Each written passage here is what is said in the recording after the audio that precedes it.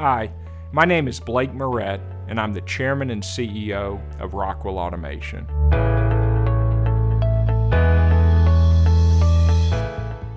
My first office job was as a summer intern at Rockwell's Missile Systems Division. I was working on a quality team assigned to new defense systems. It was a great demonstration of the power of combined subject matter expertise and technical innovation. I'm really proud to have started my career at Rockwell, and I've seen firsthand the opportunity to have multiple careers within one company.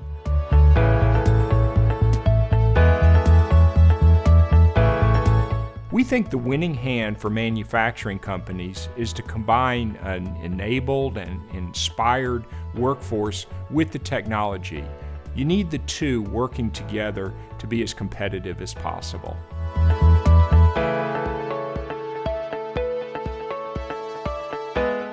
One of the initiatives I'm most proud of as CEO of Rockwell is our Academy of Advanced Manufacturing, also known as AAM.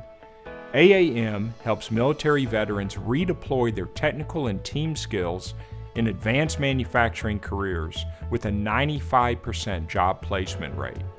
Our academy recruits veterans nationwide for classroom and laboratory training in our own Milwaukee and Cleveland facilities. The 12-week program is provided at no cost to these vets, and graduates typically receive at least 2 job offers during the program's hiring process. Since we launched AAM in 2017 with our partner, Manpower Group, more than 400 veterans have graduated from the program, and the 27th cohort is entering the classroom and lab now.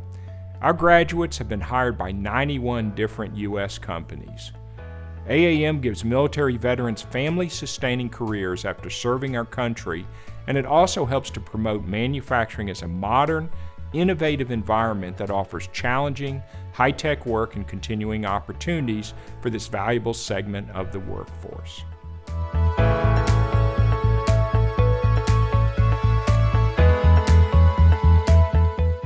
At Rockwell, we take a multi-pronged approach to workforce development. By combining strengths with stakeholders across government, education, and industry, we're addressing workforce challenges critical to the future of manufacturing.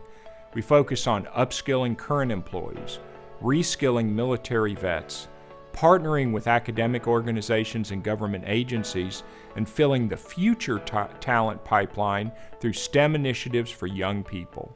What's key is that no group can do it alone. We need the support and cooperation of the government, our academic institutions, and other companies.